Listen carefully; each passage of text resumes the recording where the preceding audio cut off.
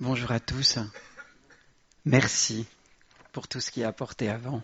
J'ai l'impression que c'est un peu trop près de moi.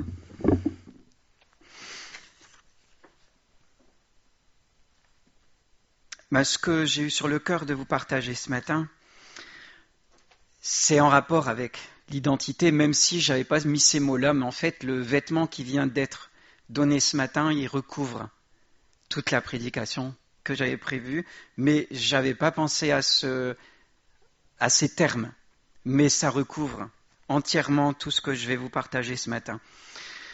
Je vais vous parler de la transformation que le Seigneur opère en nous par le Saint-Esprit.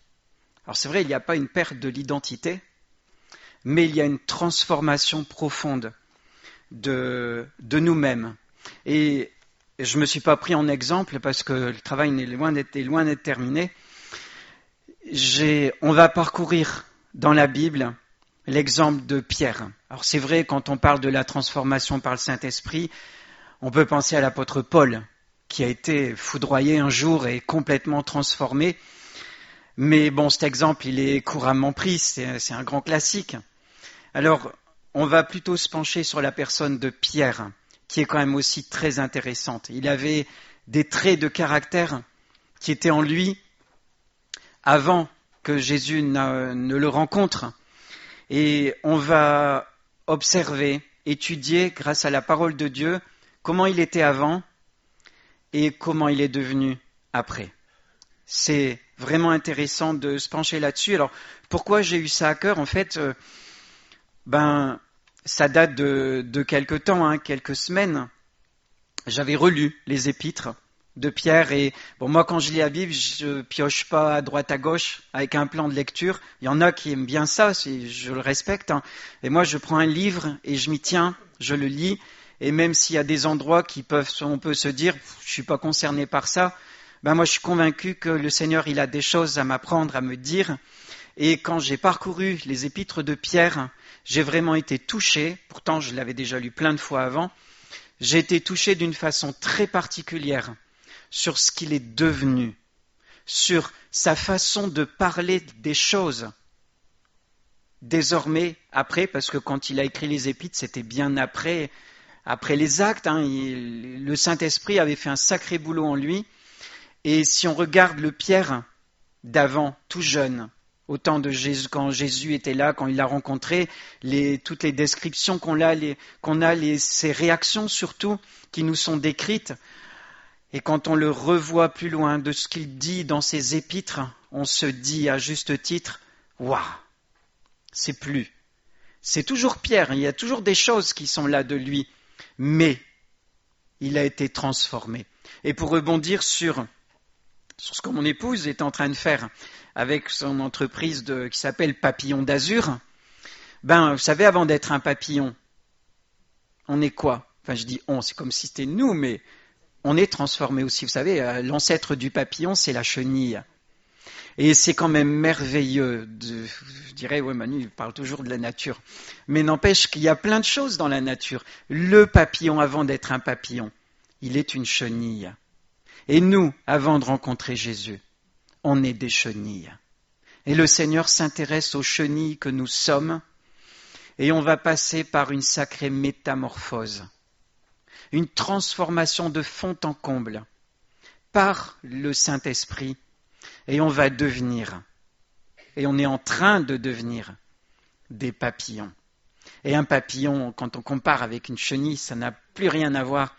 Mais pourtant, à l'intérieur, le papillon, il doit sûrement, j'ai pas pu en interviewer un encore, mais sûrement que ce papillon, il se souvient quelque part que, oui, avant il était une chenille, il y a encore des choses en lui, des traits de la chenille qu'il était, mais tout a été régénéré. Maintenant, il vole, et il voit les choses non plus d'en bas, parce qu'en bas, il rampait.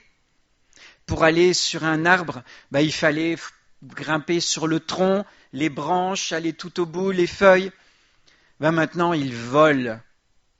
Il vole, il est libre et il est léger, il peut aller beaucoup plus loin, beaucoup plus vite.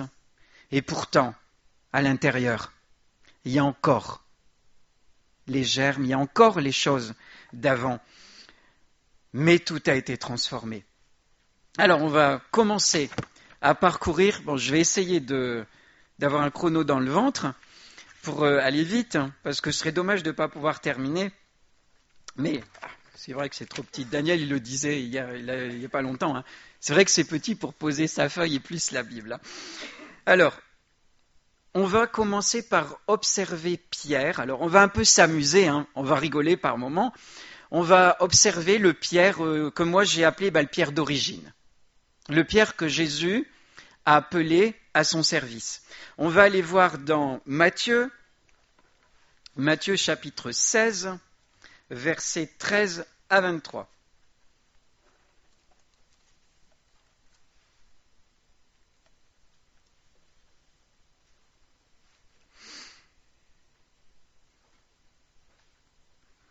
Je n'entends pas beaucoup de pages qui tournent, mais je crois que tout le monde est prêt.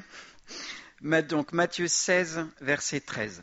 Jésus étant arrivé dans le territoire de Césarée de Philippe, demanda à ses disciples, « Qui suis-je au dire des hommes, moi, le Fils de l'homme ?»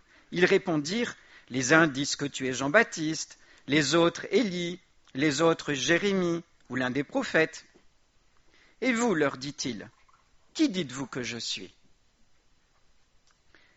Simon-Pierre répondit, « Tu es le Christ, le Fils du Dieu vivant. » Pierre, c'était quelqu'un d'énergique, quelqu'un qui pétait la forme, quelqu'un, j'ai envie de dire, d'épidermique.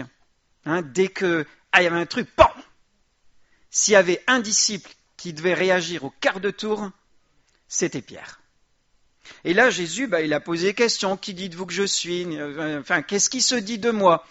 Bon, ils ont tous dit, ils ont pris la parole, on ne sait pas trop lesquels, mais en tout cas, c'était pas Pierre. Et bon, ouais, il se dit ça de toi, un prophète. Et puis Jésus, après, il s'adresse à eux personnellement. C'est plus pour dire, bon, ce que les autres disent. Vous. Et vous alors ? Qu'est-ce que vous dites ? Et là, bam, Pierre, quart de tour, il s'allume tout de suite. Ah ! Tu es le Christ, le Fils du Dieu vivant. Pierre y percutait et il avait très bien compris qui était Jésus et il avait su placer les mots sur ce qu'il avait compris. Et il a réagi tout de suite. Et Jésus, il a réagi aussi rapidement. Et on va voir là la réaction de Pierre, qui est moins heureuse que la précédente. Jésus, reprenant la parole, lui dit, « Ah, tu es heureux, Simon, fils de Jonas, car ce ne sont pas la chair et le sang qui t'ont révélé cela, mais c'est mon Père qui est dans les cieux. » Et là, Jésus, il ouvre une magnifique perspective de carrière spirituelle pour Pierre. Imaginez Jésus qui lui dit, « Et moi, je te dis que tu es Pierre, tu t'appelles Pierre, toi. Et sur toi, sur le roc que tu es, je bâtirai mon église, et les portes du séjour des morts ne prévaudront point contre elle. Je te donnerai les clés du royaume des cieux, ce que tu liras sur la terre sera lié dans les cieux, et ce que tu délieras sur la terre sera délié dans les cieux. » Alors il recommanda aux disciples de ne dire à personne qu'il était le Christ. Waouh! Pierre, il entend ça. Le Pierre, avec tous les sens qu'il a, tout le caractère qu'il a, cette fibre qui s'enflamme tout de suite. Et Jésus qui lui dit ça. Bon, mais ça c'est génial! Et peu de temps après, dans la foulée, Jésus il continue. Il commença à faire connaître à ses disciples qu'il fallait qu'il aille à Jérusalem, qu'il souffre beaucoup de la part des anciens, des principaux sacrificateurs et des scribes, qu'il soit mis à mort et qu'il ressuscite le 3e jour. Mais là, Pierre, lui, il était déjà parti. Hein. Il s'était déjà envolé. Mort avec les perspectives que Jésus venait d'ouvrir. Mais il a dit à Jésus, non mais ça va pas, non. On le lit juste après. Hein. Pierre l'ayant pris à part. Ça veut dire, il a pris Jésus par le callback. Hein. Allez, Jésus, tu vas venir faire un petit tour par ici. Non mais tu te rends pas compte de ce que tu racontes? Non mais ça va pas. À Dieu ne plaise Cela ne t'arrivera pas, mais il n'en est pas question. Tu vois pas ce que tu viens de dire?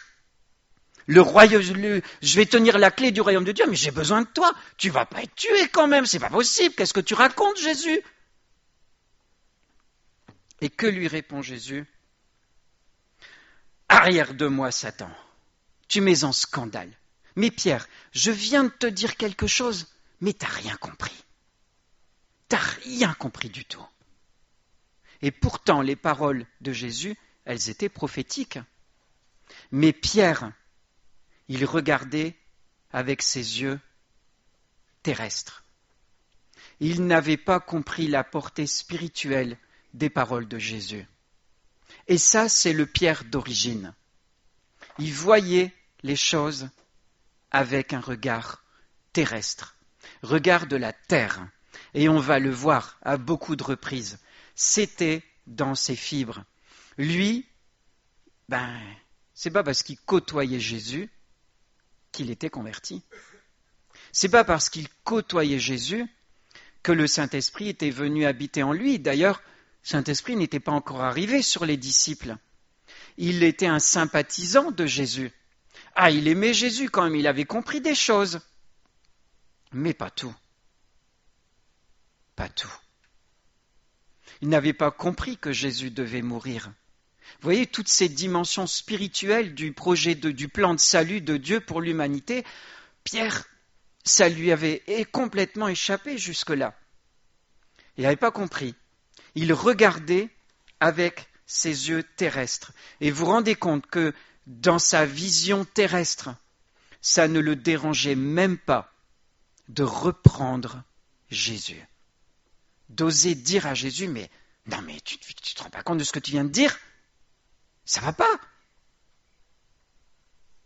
Ah, il était vraiment persuadé d'avoir raison. Hein. Ça me rappelle, moi, nous, on est persuadé d'avoir raison quelquefois, face au Seigneur. Parce que nous, on voit pas. On voit pas. On voit pas ce que le Seigneur voit.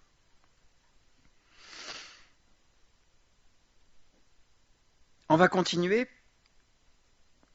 Ce même Pierre, plus loin, alors que, on va peut-être pas tout lire, parce que ça va prendre trop de temps, mais je vous invite à aller le lire dans Jean 6, 68. Jésus, il vient de parler de la prédestination. Vous connaissez ce sujet, c'est un sujet qui est compliqué à comprendre. Et Jésus, c'était pas un politicien. Les politiques, vous savez, ils font tout pour garder leurs adhérents. Ils se battent et tout. Et Jésus, il venait de parler de la prédestination, et il y en a qui ont dit non, là, moi, je lâche. Et des disciples sont partis. On ne sait pas lesquels, mais ils ont lâché. Et Jésus s'adresse aux 12 qui sont encore là avec lui, et il leur dit pas, surtout vous restez avec moi, ne me lâchez pas. Il leur dit, et vous là, vous êtes sûr que vous restez? Vous pouvez y aller si vous voulez. Il les a pas retenus. Jésus voulait des volontaires, des personnes convaincues. Et Pierre, il faisait partie de ces gens convaincus. Vous savez ce que Pierre a répondu quand Jésus a proposé de partir? Et c'est une parole que j'aime beaucoup. Pierre a répondu, « Seigneur, à qui irions-nous? Tu as les paroles de la vie éternelle. » Encore une fois, il y en a un seul qui a pris la parole. C'était Pierre. Oui, il y avait des choses bien et il y avait des choses pas bien. Il y avait du mélange. Et tout cohabitait dans son cœur, dans ses fibres, dans son être. Et de temps en temps, il y avait des choses pas bien qui sortaient, de temps en temps, il y avait des choses super qui sortaient. Et là, vraiment, c'est une magnifique confession que Pierre a fait.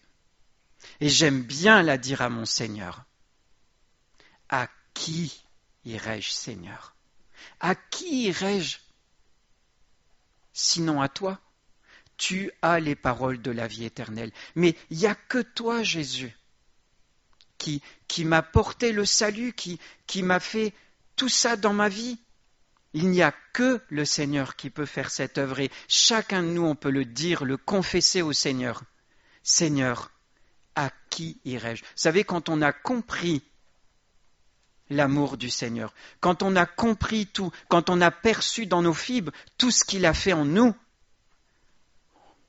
on ne peut pas aller voir ailleurs. C'est pas possible. Ou alors on se ment à soi-même, on renie tout. Mais là, il faut vraiment se tordre l'esprit. Il faut vouloir sa perte. Mais si on est droit et honnête, on ne peut pas aller voir ailleurs. C'est pas possible.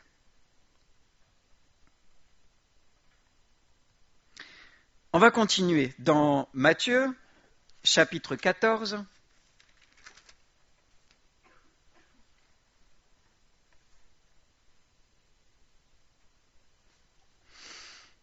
Au verset 28, donc je vais juste vous décrire le contexte, mais bon, ce sont des histoires qu'on connaît tous.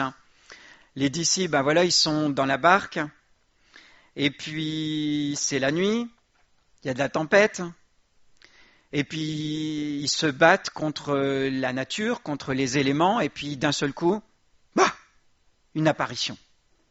Il y a quelqu'un qui vient là, au beau milieu de la nuit et de la tempête, et en plus ce quelqu'un, il marche sur l'eau. C'est du jamais vu. Et là, les disciples, un fantôme! Un fantôme! Et là, Jésus leur dit, c'est moi. N'ayez pas peur. C'était Jésus. Et là, encore une fois, il y en a un seul qui réagit au quart de tour. Devinez qui? C'est Pierre. Pierre, il est extrêmement trépidant, ce Pierre. Et là, quand Pierre réalise, « Ah Seigneur, si c'est toi, ordonne que j'aille vers toi sur les eaux !» Il n'y en avait qu'un seul dans la barque pour dire ça à Jésus. Un seul qui avait, c'est une tête brûlée, un fonceur. Eh bien, Jésus lui a dit, vas-y Pierre, viens. Et Pierre, il est descendu de la barque, vous l'imaginez, il descend de la barque, mais d'habitude, il descend de la barque, c'est pour mettre les pieds sur la berge, ou alors sur le bord de l'eau, là où il n'y a plus beaucoup d'eau. Mais là, il descend de la barque et c'est la mer. Et il marche sur l'eau, comme son maître. Waouh, comme Jésus, vous vous rendez compte? On n'a jamais vécu ça, Mais il marche sur l'eau, c'était du réel. Tout le temps qu'il regardait son Seigneur, ça allait. Et puis, d'un seul coup, il y a de la tempête, ça bouge.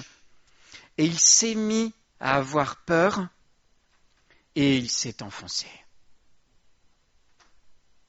Mais quand même, il venait de vivre une superbe expérience. Sa vivacité, son audace, un peu comme David de tout à l'heure face à Goliath. Pierre, il avait de l'audace. Et il y est allé. Et il a réussi au début. Il a marché. Après, il a eu peur, quoi. Il y avait des choses bien. Et il y avait du mélange. Et là, les côtés moins bien, la crainte, la peur, tout ça, ça a surpassé ce qui était bon. Et puis il a coulé. Mais, comme ça a été dit aussi tout à l'heure, Jésus, dans son amour, ne l'a pas laissé couler.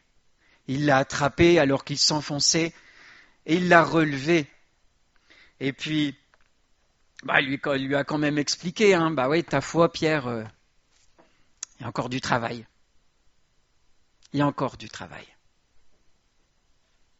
Et puis il l'a monté dans la barque et puis l'aventure s'est terminée.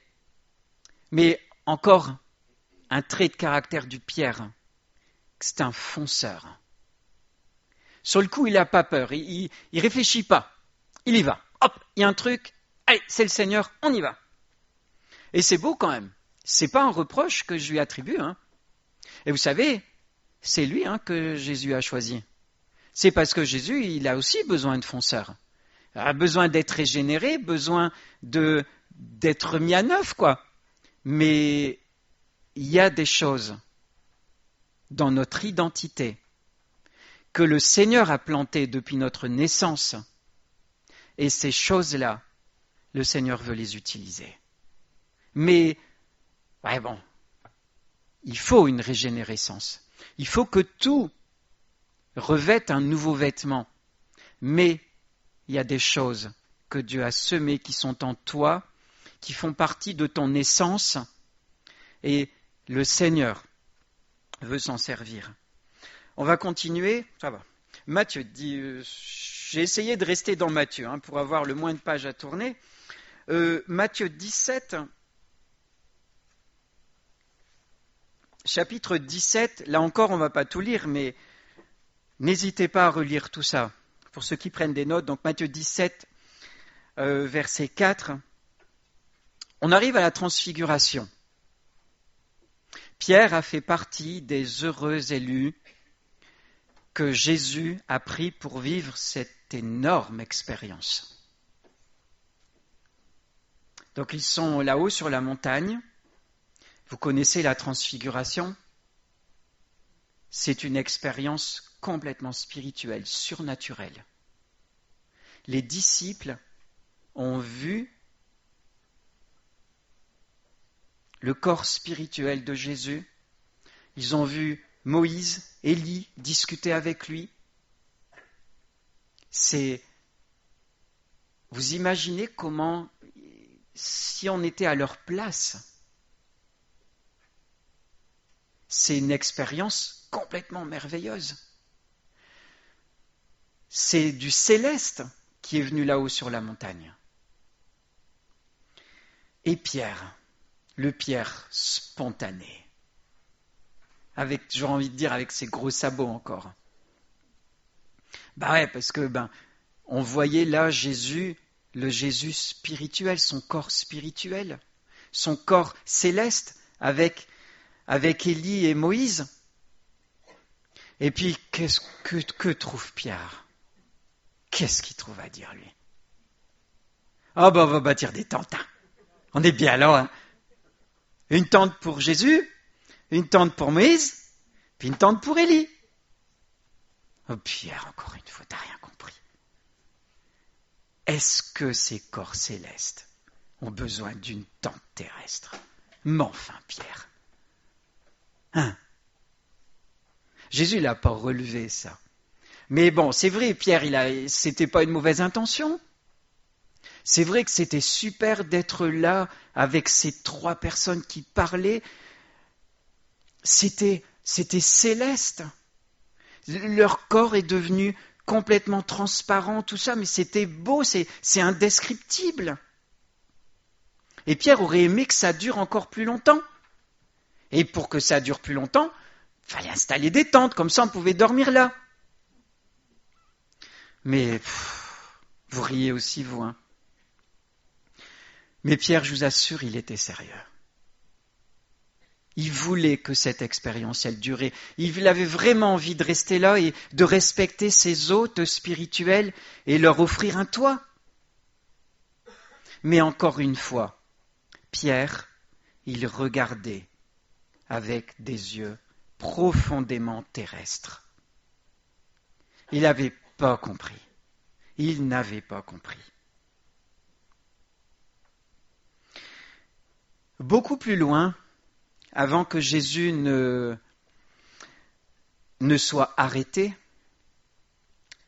dans Jean 18, 10, c'est encore Pierre, le Pierre spontané, qui n'a toujours pas compris le plan de salut, qui n'a toujours pas compris que Jésus doit mourir crucifié sur la croix.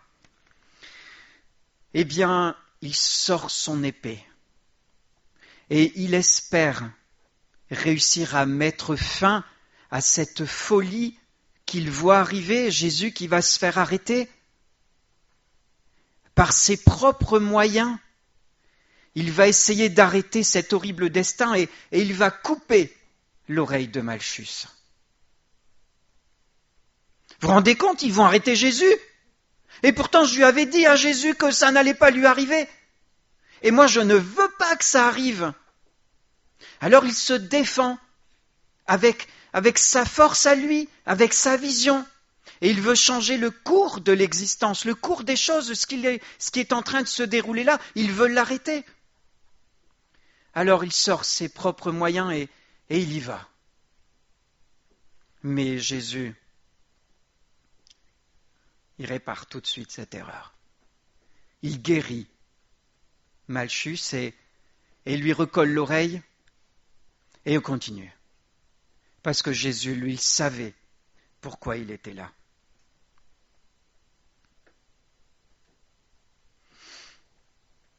Plus tard, quand Jésus est ressuscité, Jésus se représente aux disciples et là encore, il dit aux disciples, « N'avez-vous rien à manger ?» Et là, les disciples ne l'avaient pas reconnu. Et quand les disciples répondent, on a pêché toute la nuit, puis on n'a rien trouvé. Et là, Jésus leur dit, jetez votre filet du côté droit de la barque. Et ils le font et ramassent plein de poissons. Et là, il y a Jean qui dit, lui là-bas, on le reconnaît maintenant, c'est le Seigneur.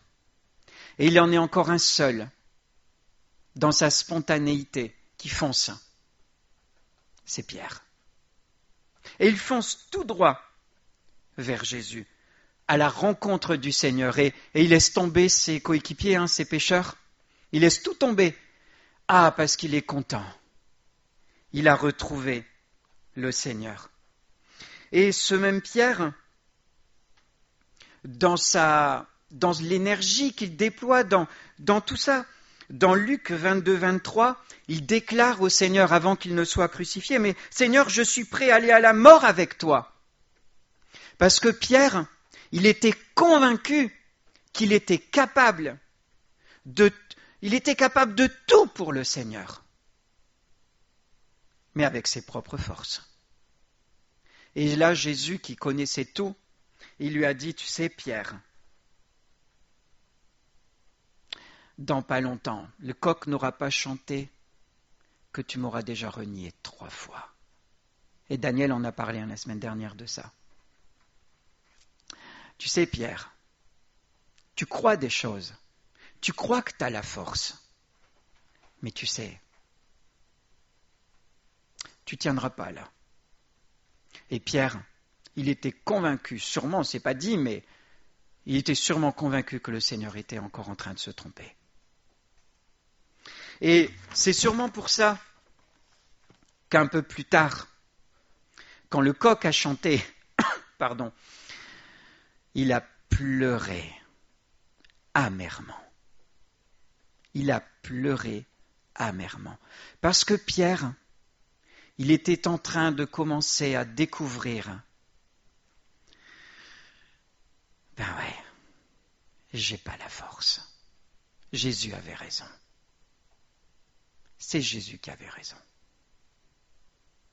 J'ai vraiment besoin de son aide.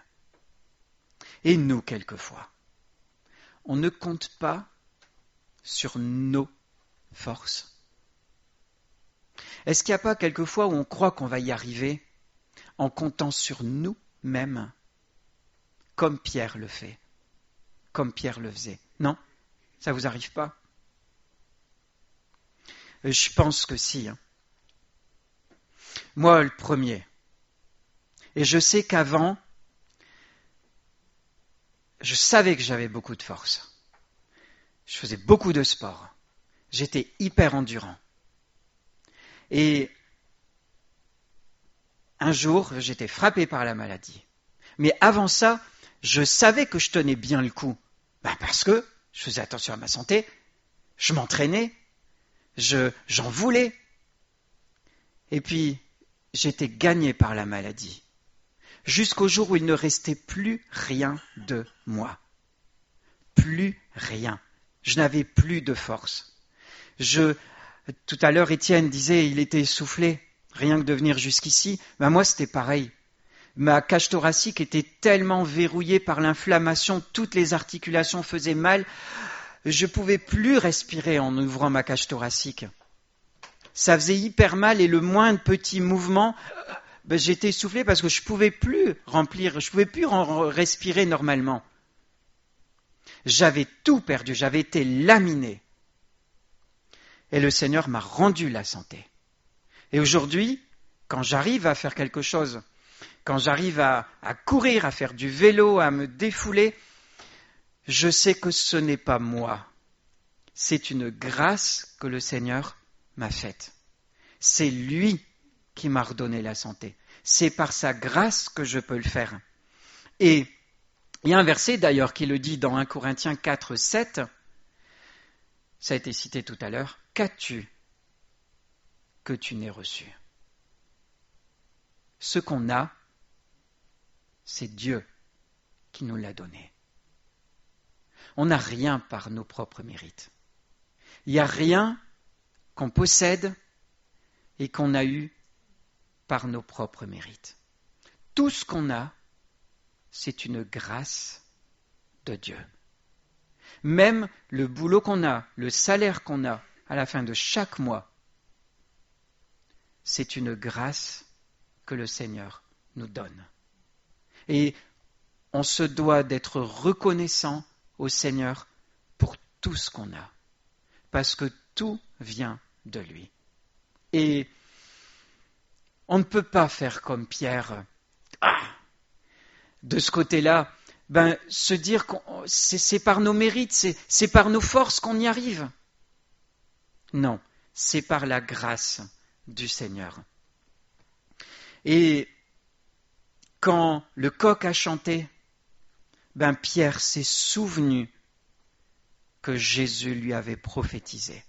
Et là, je crois que ça a été un tournant dans sa vie.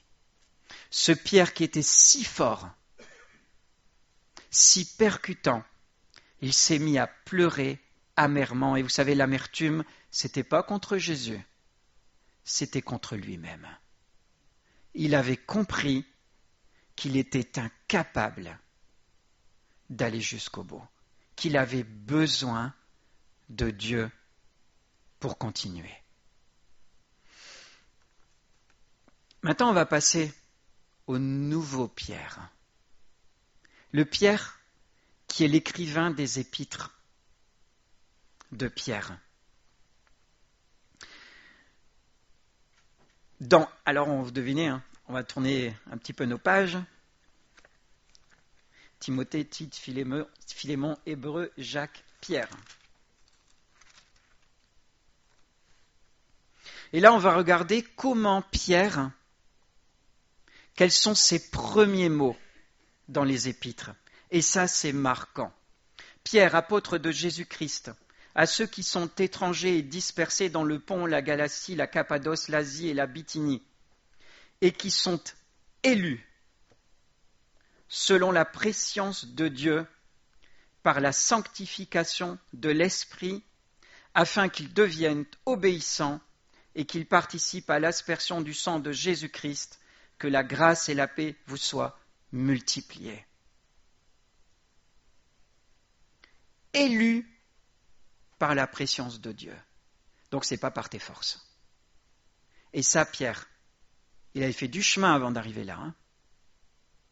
Il avait compris que s'il était là, ce n'était ni par ses propres forces, ni par son mérite, ni par son caractère fonceur, ni par tout ce qu'il avait pu essayer de faire dans sa vie. C'était uniquement parce qu'il avait été élu par Dieu. Et chacun de nous ici, il n'y en a aucun qui est là parce qu'il est plus fort que les autres. Il n'y en a aucun qui est là parce qu'il est mieux que les gens du dehors. On est là parce qu'on a été élu et choisi par Dieu. Donc si on pense qu'on a du mérite, on se trompe. On est là parce que Jésus nous a choisis. Et Pierre, avant, moi je suis sûr qu'il croyait que Jésus l'avait choisi parce que il avait ce qu'il fallait. Il avait l'audace, il avait l'énergie, il avait la force, la fougue qu'il fallait pour être un bon disciple. Mais là, dans son épître, il avait fait du chemin, il avait compris que non. Il était là parce qu'il avait été choisi par Dieu.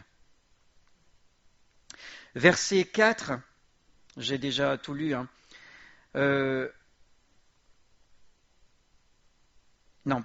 Verset 3, 4, je ne l'ai pas lu. Béni soit Dieu le Père de notre Seigneur Jésus-Christ, qui, selon sa grande miséricorde, nous a régénérés pour une espérance vivante, par la résurrection de Jésus-Christ d'entre les morts, pour un héritage qui ne peut ni se corrompre, ni se souiller, ni se flétrir. Il vous est réservé dans les cieux à vous qui, par la puissance de Dieu, êtes gardés par la foi pour le salut, prêt à être révélé dans les derniers temps. Waouh! C'est plus les mêmes paroles que le Pierre d'avant. Ça, ce sont des paroles qui viennent du ciel. Des paroles qui parlent des choses célestes. C'est plus le Pierre qui est en train d'essayer de planter une tente pour 3 corps célestes. Il a compris que on se bat aujourd'hui pour un héritage. Et l'héritage, c'est pas ici.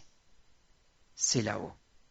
Et il n'y a aucun de nous qui se bat dans la vie pour avoir un héritage terrestre, pour être plus riche. On se bat tous pour l'héritage qui est là-haut, qui ne peut ni se corrompre, ni se souiller, ni se flétrir. Parce que tout ce qui est d'ici-bas, ça partira en fumée. C'est perdu. On en a besoin pour vivre. Il faut bien travailler pour se nourrir, mais ça ne peut pas être notre objectif. On se bat pour là-haut, pour cet héritage qui est là-haut. Et ça, Pierre, il avait fait du chemin pour réussir à le comprendre.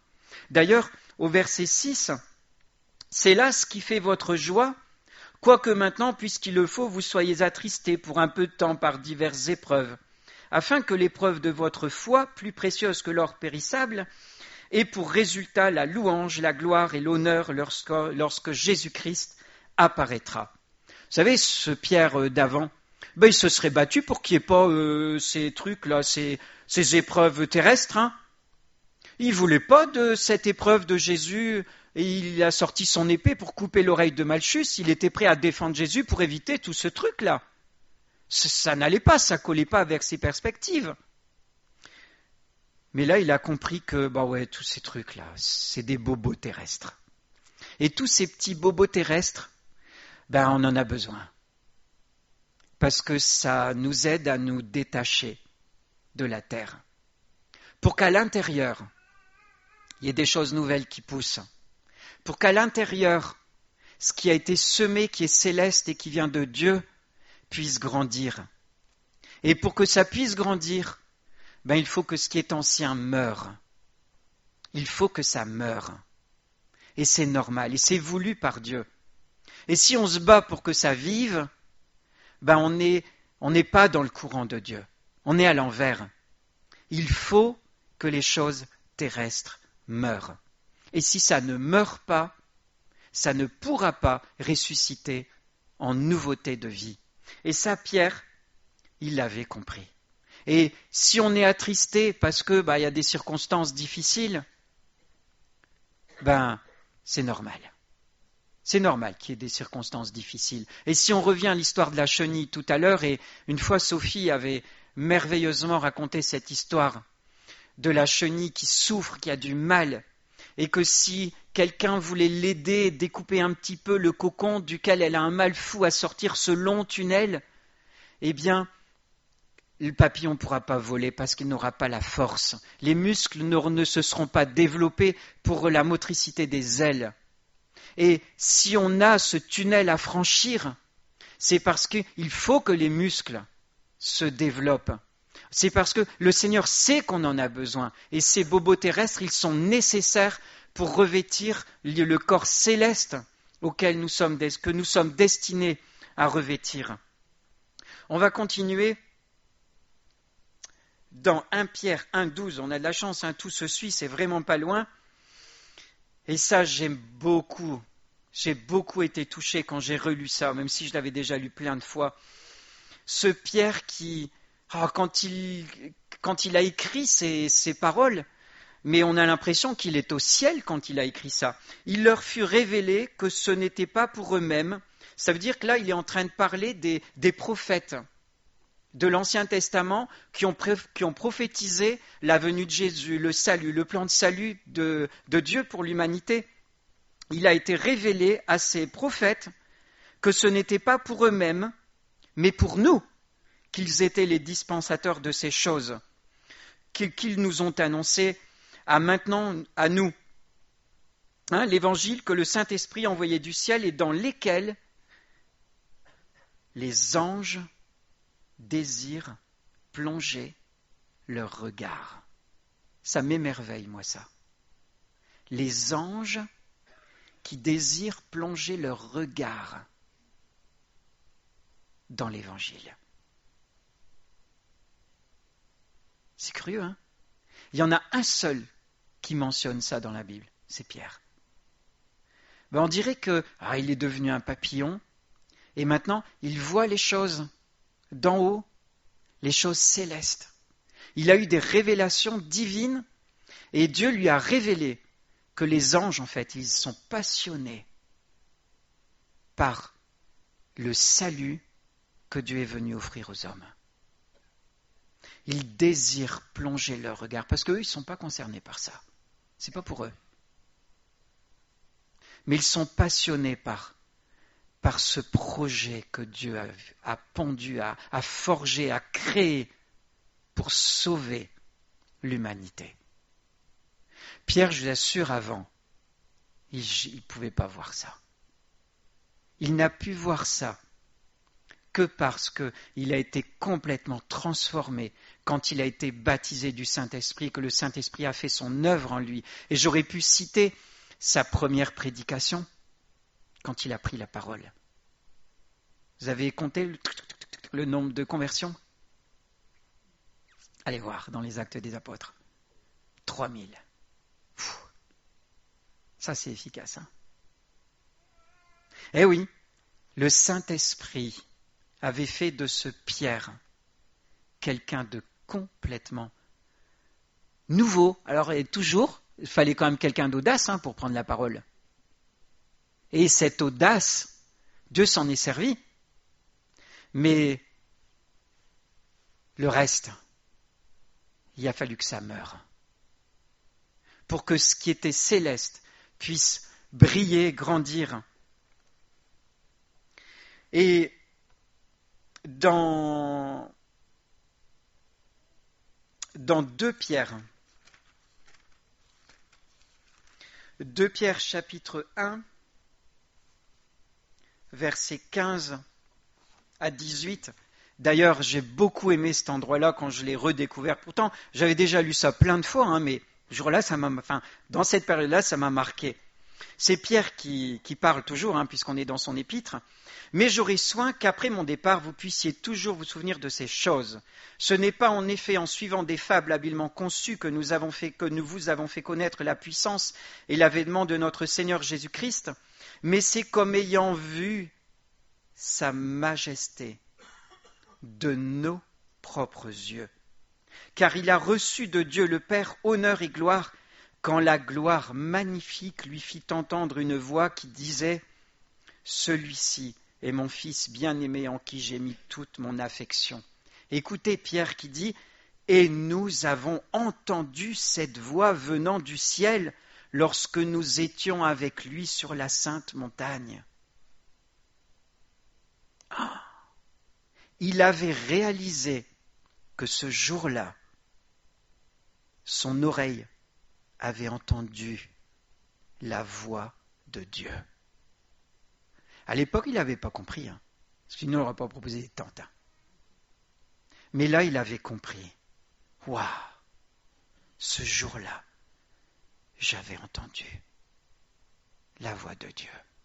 La voix de Dieu qui parlait de Jésus et qui disait de lui, il est mon Fils bien-aimé en qui j'ai mis toute mon affection. Il a réalisé, Pierre, quand il a écrit ça, il avait réalisé qu'il avait eu, j'aime pas dire une chance, un privilège énorme d'avoir entendu la voix de Dieu qui prononçait ces paroles sur Jésus. C'était merveilleux. C'était quand il lit ça, il a reçu de Dieu, mais il fit entendre une voix qui disait, mais ce sont des mots qui expriment cette expérience qu'il a vécue et il en avait depuis mesuré la grandeur. Et c'est merveilleux. Il en parle là maintenant, c'est plus le même Pierre. Ça, c'est un Pierre qui est devenu un papillon et qui voit les choses d'en haut et il les regarde comme Dieu voulait qu'il les regarde désormais. Il avait compris que l'expérience qu'il avait vécue, elle était céleste. Il avait compris plein de choses et on le voit, et si vous lisez vous-même la suite, parce qu'on ne peut pas tout lire, mais lisez-le et comparez avec le Pierre d'avant, et puis essayez d'imaginer, de réfléchir. Parce que maintenant, il faut qu'on s'approprie tout ça. Il faut qu'on s'identifie à tout ça. Où est-ce qu'on en est? Est-ce qu'on est encore ce Pierre terrestre? Ou est-ce qu'on est ce Pierre qui a beaucoup avancé, qui a été métamorphosé? Ce Pierre qui est devenu un papillon, c'est plus la chenille d'avant, il a considérablement changé. Et ce que je veux qu'on se dise, moi c'est ce que j'ai eu sur le cœur, c'est il faut qu'on s'interroge maintenant. Seigneur, où en suis-je? Est-ce qu'il y a encore en moi cette chenille? Ou est-ce que je suis arrivé au bout du tunnel pour devenir ce papillon? Est-ce que mes ailes se sont ouvertes? Ou est-ce que je suis encore dans ce long tunnel à me débattre avec mes propres forces, à vouloir faire les choses comme moi je l'entends, avec ma vision, avec mon caractère, avec mes fibres, avec moi. Il ne faut pas qu'on en soit encore là. Il faut qu'on s'envole. Il faut que la chenille, elle meure. Parce que le Pierre d'avant, il est mort. Il a pleuré amèrement sur lui-même. Il s'est repenti sur lui-même. Et il est devenu quelqu'un d'autre. Il est devenu ce papillon. Et, vous savez, on ne va pas tout lire, ce serait peut-être un petit peu trop long, mais quand Jésus, après la résurrection, il s'est adressé à Pierre, vous savez, il lui a demandé combien de fois, Pierre, m'aimes-tu? 3 fois, le même nombre de fois qu'il avait renié son maître. Et que lui dit Jésus à la fin? En vérité, je te le dis, quand tu étais plus jeune, tu te saignais toi-même et tu allais où tu voulais. Tu faisais ce que tu voulais, J'insiste sur les syllabes. Mais quand tu seras devenu vieux, un autre te ceindra et te mènera où tu ne veux pas. Et vous savez, ce Jésus, il a dit ça à Pierre. Il a dit ça pour indiquer de quelle mort il mourrait plus tard. Mais ça, c'était le côté terrestre. Mais spirituellement, c'est Jésus qui doit nous mener. C'est Jésus qui doit nous ceindre et nous emmener là où on ne voulait peut-être pas avant.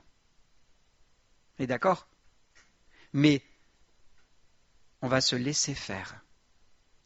Se laisser ceindre par Jésus pour qu'il nous emmène là où lui, il veut. Et Jésus, il attend de nous une complète obéissance. Il faut qu'on lui obéisse.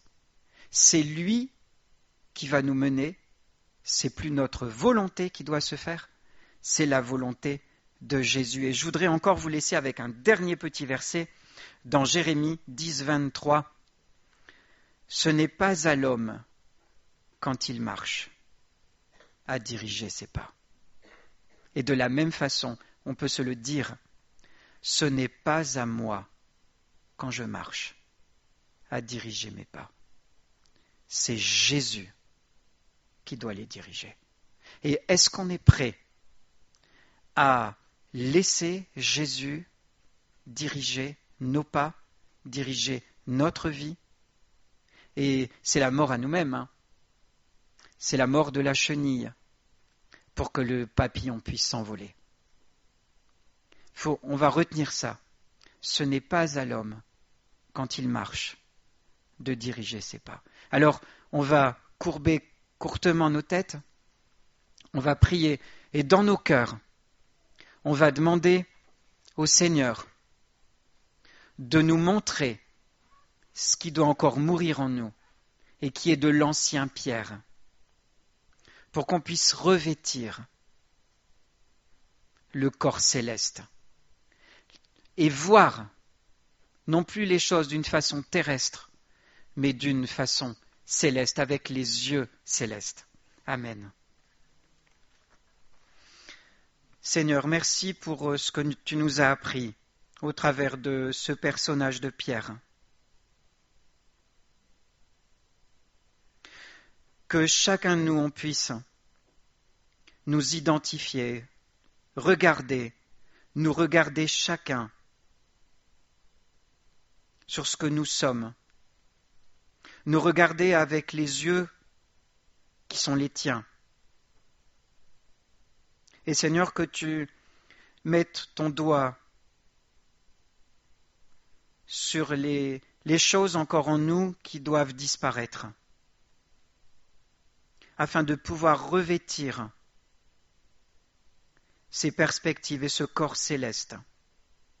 Seigneur, mets ton doigt dans nos cœurs et ouvre nos yeux pour que nous ayons ce privilège de voir comme toi tu nous vois. Touche-nous chacun, Seigneur, et moi le premier. Amen.